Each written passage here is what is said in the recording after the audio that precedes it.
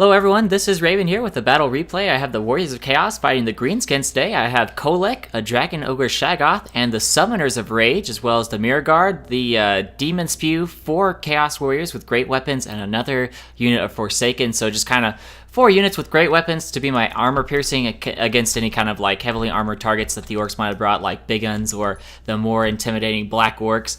And then I brought the Summoners of Rage and then the 2 Dragon Ogre Shaggoths to deal with any kind of cavalry they might have and any leadership they would have, as well as a spider or a giant, anything like that. These guys have amazing anti-large bonuses and do magic damage, which isn't really at the moment, you know, a big deal. But like, say if I were fighting the vampire counts or something like that with ethereal units, it'd be more important. But right now, they're going to be doing 118 damage versus large targets, as well as my Dragon Ogre Shaggoths doing amazing work. So these guys have that Bound Lightning spell, the Chain Lightning ability, after being in combat for 56 seconds, and then it can be casted anywhere within a 150 meter radius, and is pretty much just, you know, a free winds and magic spell. And then we have Kolek the Sun Eater with his own ability here for summoning a Thunderbolt, and it is the Lord of the Storm, and it's pretty good against grouped up infantry, so I'll be trying to use that to the best of my ability. And then the Dragon Ogre Shaggoth just for that extra support. And then, like I said, the Mirror Guard, and then the 2 units of Forsaken that I have spread out are going to be against any unarmored infantry that the Greenskins might have brought, like goblins or anything like that. And these Mirror Guard just looking absolutely badass. Just the personal bodyguard of what's his name, Sigvald the Magnificent, so good for him, pretty much. You know, gonna go ahead and take a look at the enemy's army here, and they have the Morgul's Mangy Marauders over here, armor-piercing missile cavalry over here in the forest. For the front line, he has 5 units of Goblin Spearmen, so really unarmored, cheap infantry fodder, good stuff for absorbing charges, and good against large targets en masse. And then we have the Rusty Arrows over here in the back, and he has 3 units of Black Orcs. And the Rusty Arrows right here actually do the armor sundering damage. So they have minus 30 armor on anybody that they hit with their missile units. And over here, an Orc Shaman, and he's got the Here We Go, plus 58 melee attack for all units in range within the area of effect, 40 meter range, excuse me. And the Fist of Gork, so any one unit gets plus 36 melee defense, plus 22% weapon damage, plus 34 melee attack.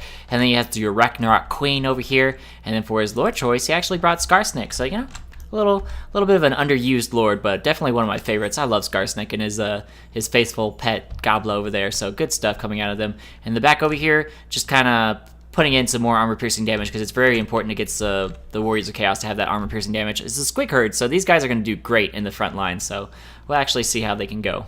How they do, excuse me. So let's go ahead and kick this battle off. Go ahead and fast forward it a little bit. You know, I don't have artillery, neither does he. These guys could have, you know, like got in here and skirmished quite heavily with my forces, but they really didn't do too much damage against me with their missiles. They just kept trying to run away. I feel like he had fire at will turned off. So we're going to go ahead and play here, and he starts trying to target down Kolek, so I pull him to the side, and I want to start targeting down the spider as much as possible, who gets in on my Mirror Guard, which is unfortunate for me. And then across the front lines, these warriors are going to absolutely start tearing apart these poor goblins. But as I do that, these Black Orcs are going to be starting to pull in against all of my units, and they're going to start doing tremendous work, because now they're going to get in like a charge off without anybody blocking them. They're going to run straight through these goblins for the most part. Oh, at least I thought they would have. I feel like they just didn't get their charge off right there for some reason. But over here, this will be a good charge. All they have is this very thin line of squigs, and these Warriors of Chaos are just going to get charged straight in the face by these Black Orcs if they actually go. I don't know if the hard group's committing them to not actually charge, and they're just going to kind of walk in or not. Let's see. They don't even walk in.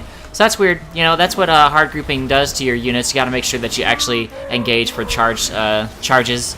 So I typically like start single-clicking a unit and double-clicking anywhere I need to get them to go off with their charges. But as you can see here, I got all my Dragon Ogres here in the middle, laying down the smack on Skarsnik, his Squig Herds, and the Spider over here taking tremendous amounts of damage over here. Kolek is being focused down a little bit by this Rusty Arrows squad back here, and as well as this Orc Shaman was actually doing some pretty good damage to him and the Dragon Ogres around him, because he's not mounted, which they would have done tremendous work against him in return if he was. And over here you can actually see that these warriors with great weapons were actually routed off by these Black Orcs and these Squigs over here with the help of that Orc Shaman.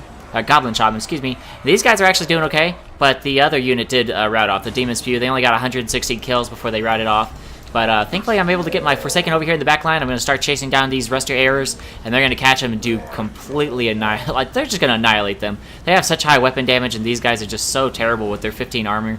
It's not going to be anything that they can do to stop that.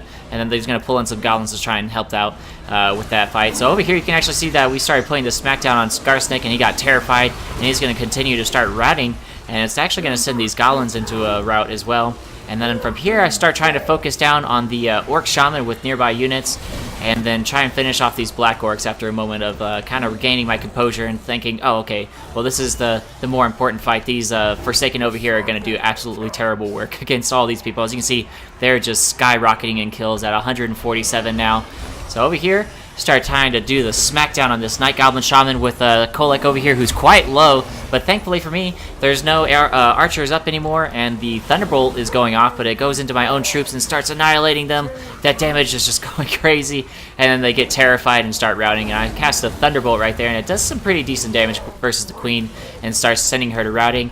And in a moment, I'll start seeing all these units that have routed and have rallied, and I'm going to start pulling them back into the fight, because as soon as I get rid of these last remaining Black Orcs over here and right here, that's pretty much all that he's got to stop me, because this group is just too weak, and these two groups are really the only healthy groups of infantry that he has that can beat any of mine. So once I finish them off in this Orc Shaman, if I can get some good damage on him, that should pretty much be it.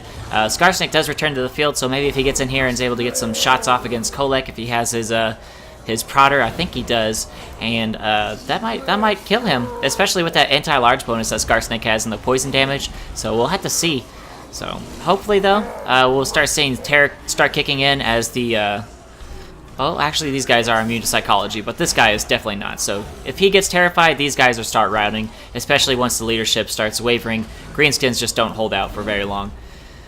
So over here, actually, you can see that it's just, I've caused so much damage across all of his lines, you know. He's only at 267 people out of 1,084 he started with, and I have 170 troops left out of my 506, and just army losses kick in, and he starts saying that it's kind of a hopeless situation, excuse me. So he goes ahead and quits, calls it quits from there, just go ahead and exits out the fight, and we're going to go ahead and take a look here at the kills, because he just, you know, he understood that there was nothing he could do to deal with my Dragon Ogres. Even though Kolek was so low, these infantry just didn't have, like, the huge amounts of damage that was required to finish off the HP of these Dragon Ogres, so that was what really helped me out. These poor Mirror Guard got absolutely dumpstered, though. They got attacked by that Arachnarok Queen, and then they got charged by Squigs, and then a whole bunch of Goblins were just in there as fodder, soaking up their damage.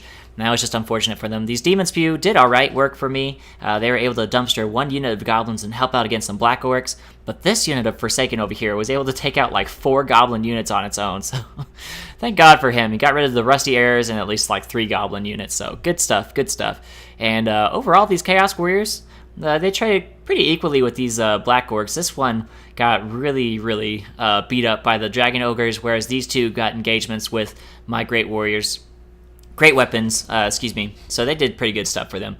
So now we're going to go on to my next fight. I had a fight versus the Warriors of Chaos as Norsca. So we're going to go ahead and take a look at that. So you can see I have the Bale Fiend with Lore of Shadows, the Werekin Hero, Throg, so the King of Trolls, and I have 5 units of Berserkers, one being the Brutes of the Hound with Unbreakable, and then I have 4 Javelin Throwers, and then 1 Marauder Hunter with the Throwing Axes, excuse me, and then 2 units of Armored Werekin. So I always try and bring some Skin Wolves with these armies just because I think they're just so, like, fucking cool. I love them. But on top of that, having that much armor, like 70 armor, I believe is what they have, or 75, and in tandem with that high speed and regeneration, makes them a very good unit.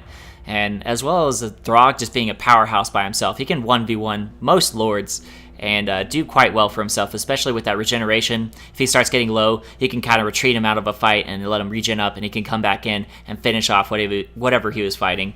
So for my my army, we already talked about it, so I'm going to be trying to focus down all the large units I can with these with all these missile troops in the back line here. And then over here for my opponent, he actually has 3 units of Chaos Spawn, a little bit choppy right here, so let me just kind of shake the camera around, let my computer understand what's happening. So he has 3 units of Chaos Spawn, and then the Weird Spawn back here with that 20% physical resistance, I believe it is, 30%, and then they also have armor sundering attacks, so minus 30 armor for anybody they touch. So once they get in here and start attacking these Brutes of the Hound or any of these guys like that, they're going to be at 0 armor, so everything that hits them is going to be doing max damage, as well as 1, 2 units of Forsaken, 3 of them, one being the Demon Spew, and then a unit of Halberds back here, and another unit of Halberds back here.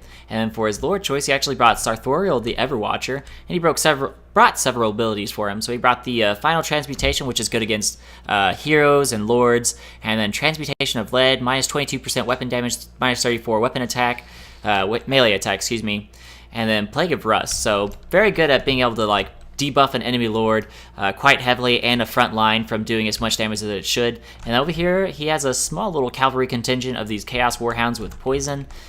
So they'll be alright, kind of poisoning and slowing things, but, you know, if I were to get these Skin Wolves with armor against them, they would absolutely just throw these guys in a trash can and just forget about them, wait for them to be taken out the next day. So we're going to go ahead and get into this fight, and it's going to start off quite quickly, so I'm just going to go ahead and leave it. Actually, no, I think I got to run up, and it's a little bit of dancing around at first. So he just kind of sees what's happening and postures up his army. So it's kind of a weird little setup he has here, just a couple different lines instead of just one big line engaging. But immediately I start sicking in all my missile troops to start taking out these Chaos Spawn. So 2 right here, 2 right here, and then these Axe Throwers are going to start trying to take out these Forsaken that are running in right here. So these guys are absolutely tearing apart my Marauder Berserkers. Not only that, but friendly fire is coming in from Javelins, and it might kill some people here and there. But overall, these fucking Chaos Spawn are just ripping up my my poor Berserkers, and it was so sad to see that. As you can see, it's just all across the front line. The Forsaken and the Chaos Spawn just destroying these Brutes of the Hound. So I'm just trying to pour in as much missile fire as possible. Then you see the Swords of Chaos coming in here. So this new regiment of renowned Chaos Knight units, they're just absolutely badass with their Forsaken models, their flaming swords, flaming feet, flaming eyes. Everything about them is amazing. They have amazing stats too, with 57 weapon strength plus bonus versus infantry of 18. So they're just absolutely just they're devastating in combat against infantry. As you can see here, they get in and start doing their charge damage, and they're absolutely destroying these poor guys. So very unfortunate for me. And then the Demon Spew start trying to back them up as well in the back line here. You can see them running in. So right here in the front, I'm throwing in all my units to try and take out his Lord, who does pull out because he just absolutely got thrashed. Throg, the Bale Fiend, and this Werekin over here just did so much work against him because this Werekin has extremely high damage, especially because I popped the Occam's Mind Razor on everybody in here. So all these guys have exceptionally high damage. So 589, and it was 599, I think, for this guy for a moment. So these guys were absolutely just thrashing poor Sartorial the Everwatcher. Over here, though, I am trying to catch these Chaos Spawn and Forsaken with my armored Werekin over here. Or Skin Wolves, excuse me, and trying to finish them off as much as possible. And these guys are going to start trying to target down these Forsaken, and these guys are going to be able to chase off these Halberdiers over here. So I'm going to start pulling these Marauder Berserkers back into the fight pretty soon, as these guys toss in their Javelins and are able to finish off these Forsaken, and then soon these Chaos Spawn. So I start trying to go in for a rear charge over here with these Skin Wolves, trying to do as much damage as I can against these weird Spawn who are trying to just destroy the armor of all my units over here, which is really something that I don't want. The more armor I can give them, the better they're going to do, because they're surrounded by all these Chaos Warriors with halberds, and all of these guys, I feel like, are considered large targets, except for maybe the Bale Fiend. I definitely think that the Werekin is, and definitely Throg for sure is.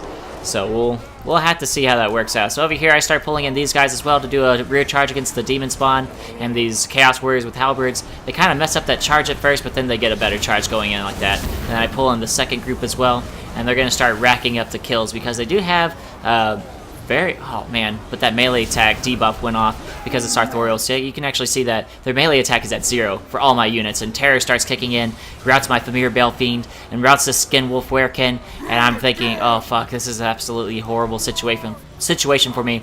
So I start running in these guys as close as possible to be just outside of their the reach of everybody. If I can try and reinforce them with Skin Wolves if somebody turns around and tries to start fighting them, so they can try and throw in as accurately as possible and start annihilating these weird Spawn or any of the Forsaken or whatever I choose to start attacking. So from here I start trying to pull in these Marauder Berserkers, but they're so far away, and I start throwing in with these Javelin Hunters over here as well.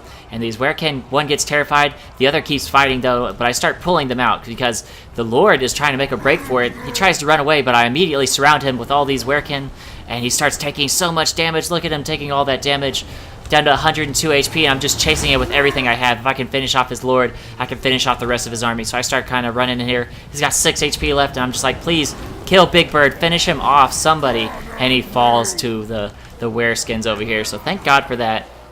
These Javelin Hunters over here got caught in the back by the Swords of Chaos. We're absolutely just going to devastate them. There's nothing these guys can do against all that armor.